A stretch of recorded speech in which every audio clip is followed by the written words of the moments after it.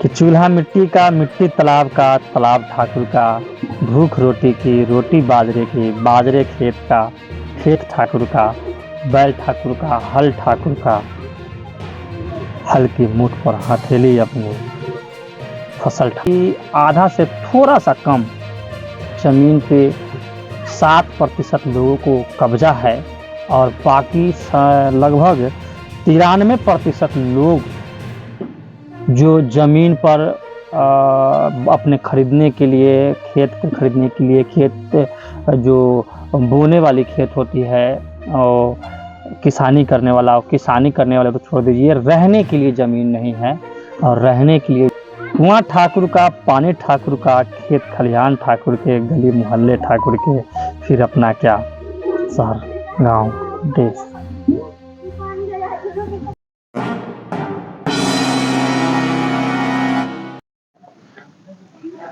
जय भीम, नमो बुद्धाय, जय मिलवासी। मैं इंद्रजीत और आप देख रहे हैं शीर्ष न्यूज। साथियों, आजकल बिहार में काफ़ी अफरा तफरी मची हुई है। आप समझ सकते हैं कि हम क्या बात करना चाहते हैं। तो साथियों, आपको मैं बताना चाहूँगा, सांसद जो कहीं ना कहीं एक देश की जो चलाने वाले संसद भवन, जहाँ से देश को हैंडल किया जाता है, वहाँ से एक आवाज़ उठी और आज पूरे बिहार में ही नहीं, पूरे देश में इस पर लोगों में आग बबूला हो चुके हैं, खासकर बिहार में। मैं बताना चाहूँगा कि आखिर में कारण क्या है। तो साथियों, मैं आज जो वीडियो लेकर के आया हूँ आप लोगों के बीच, काफ़ी लंबे समय के बाद मैं स्टूडियो से हम वीडियो बना रहे हैं। कहीं ना कहीं कुछ कारणवश आप लोगों के बीच दिक्कतें के कारण नहीं आ पाया और खबर दूर दराज के भी नहीं ला पाता हूँ, कुछ दिक्कतें चल रही है। मैं आपको बताना चाहूँगा आखिर में क्या मनोज झा जो बोले, क्या बोले, क्या कहना चाहते थे लोगों को, तो समझने की ज़रूरत है। उन्होंने ठाकुर का कुआं कविता, जो लेखक है ओम प्रकाश वाल्मीकि जी, और उन्होंने बहुत ही एक सजा करके, अपने दिल से सजा करके ठाकुर का कुआं कविता लिखे और काफ़ी प्रसिद्ध रहा। आज हर कोई इस बात को, जो समझदार हैं, समझते हैं, वो कविता को पढ़ते हैं। जैसे मनोज झा संसद में, संसद भवन में पढ़ने का काम किए। तो मैं आपको बताना चाहूँगा वो कविता, फिर से मैं दोहराना चाहूँगा आप लोगों के बीच। चूल्हा मिट्टी का, मिट्टी तालाब का, तालाब ठाकुर का, भूख रोटी की, रोटी बाजरे की, बाजरा खेत का, खेत ठाकुर का, बैल ठाकुर का, हल ठाकुर का, हल की मुठ पर हथेली अपनी, फसल ठाकुर का, कुआं ठाकुर का, पानी ठाकुर का, खेत खलिहान ठाकुर का, गली मोहल्ले ठाकुर के, फिर अपना क्या गांव, शहर, देश, सब ठाकुर का। समझ सकते हैं। तो साथियों, मैं आप लोगों के बीच या कविता जो ओम प्रकाश वाल्मीकि जी का लेकर के आया, कहीं ना कहीं देश में जो स्थिति बनी हुई है, जो देश जूझ रहा है, इस बात को कहीं ना कहीं इस कविता के माध्यम से दर्शाने का काम किए हैं ओम प्रकाश वाल्मीकि जी। और साथ आज के दौर में अगर मनोज झा इस बात को कहे हैं तो इसमें मनोज झा की कोई बड़ी भूमिका नहीं है, लेकिन उन्होंने सच्चाई रखने का काम किया। जो ओम प्रकाश वाल्मीकि जी ने कविता के स्तर से कविता जो लिखा, जो देश में हालात था, जो एससी ओबीसी के ऊपर जो घटनाएं घटती थी, उस पर लिखने का काम किया। आगे मैं आपको बताना चाहूँगा, जो भारत में जब इस तरह की बात जब चल रहा है, तो आज की परिस्थिति मैं बताना चाहूँगा कि देश में भूमि कितने लोगों के पास है, एससी एसटी ओबीसी के पास कितना भूमि है, मैं आपको बताना चाहूँगा। तो मैं बताना चाहूँगा कितने प्रतिशत भारतीयों के पास जमीन है। एनएसओ सर्वेक्षण 2013 से पता चलता है कि लगभग 7% भारतीय की 47% से अधिक भूमि पर नियंत्रण रखते हैं, जबकि शेष 93% और 53% भूमि के साथ रहने के लिए संघर्ष करते हैं। आप इस चीज से समझ सकते हैं कि आखिर में 7% लोग 47% यानी कि आधा से थोड़ा सा कम जमीन पे 7% लोगों को कब्जा है और बाकी लगभग 93% लोग जो जमीन पर अपने खरीदने के लिए, खेत के खरीदने के लिए, खेत जो बोने वाली खेत होती है और किसानी करने वाला को छोड़ दीजिए, रहने के लिए ज़मीन नहीं है और रहने के लिए ज़मीन वो खरीदने का संघर्ष करते हैं और काफ़ी लंबा समय से संघर्ष करके। और आज भी देश में वो हालात है कि लगभग परसेंटेज लोगों के पास घर बनाने के लिए ज़मीन नहीं है। काफ़ी संघर्षों के बाद आज़ादी के 76 साल बीत गया, तब जाकर के कुछ लोगों के पास ज़मीन घर का हुआ है। आज भी बहुत सारे लोगों को आप देख सकते हैं कि रोड के किनारे घर बना करके रहते हैं, नाले के ऊपर। पटना के अंदर जब जाएंगे तो पटना के अंदर नाले के ऊपर घर बना के रहते हैं। मैं आपको बताना चाहूँगा कहीं ना कहीं देश में जो स्थिति है वो देश की स्थिति का पूरी तरह सरकार जिम्मेदार है, क्योंकि यह देश जब सरकार चला रहे हैं तो बिहार सरकार हो या राज्य सरकार हो या केंद्र सरकार हो, जब आप समझ सकते हैं कि जब इतना सारा बिहार सरकार ज़मीन होती है, जो बिहार की मैं बात करता हूँ, अदर राज्य में भी राज्य सरकार के पास बहुत सारे ज़मीनें हैं, फिर आखिर में भूमिहीन क्यों? आखिर में एससी एसटी ओबीसी में आने वाले वर्ग जो लोग बिना छत के जीवन गुजारते हैं, जिनको रहने के लिए 1 कट्ठे ज़मीन, आधा कट्ठे ज़मीन भी नहीं है, तो इस पर सरकार मौन क्यों? आप समझ सकते हैं। मैं दूसरा बताना चाहूँगा कि अविवाहित व्यक्ति के पास 7.5 एकड़ से अधिक ज़मीन नहीं हो सकती।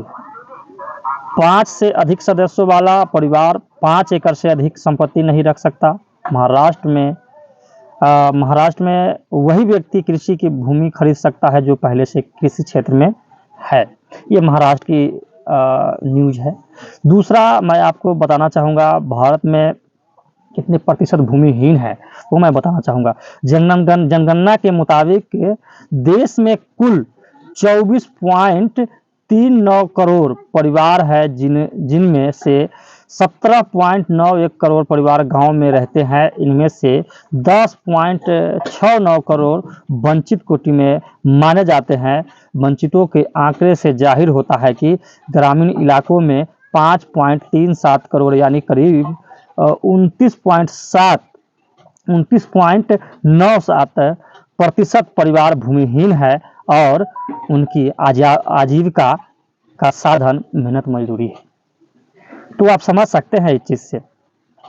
आखिर में देश में किसके पास जमीन है, मैं आपको यह भी बताने की कोशिश करूंगा कि आखिर में देश में किसके पास जमीन है। तो देश में देखने को मिलेगा ज्यादातर तो कुर्मी के पास 3.28 यानी कि 28% जमीन कुर्मी के पास है। ठाकुर के पास 3.08 और जाट के पास 2.94 और ब्राह्मण के पास 2.8 और यादव के पास 2.45 के पास। बाकी जाति वर्ग की तुलना में औसत बहुत अधिक भूमि है। संक्षिप्त में ऐतिहासिक रूप से वंचित जातियों ने अपनी जनसंख्या के आकार की परवाह किए बिना कृषि भूमि का हिस्सा काफी कम दिखाया।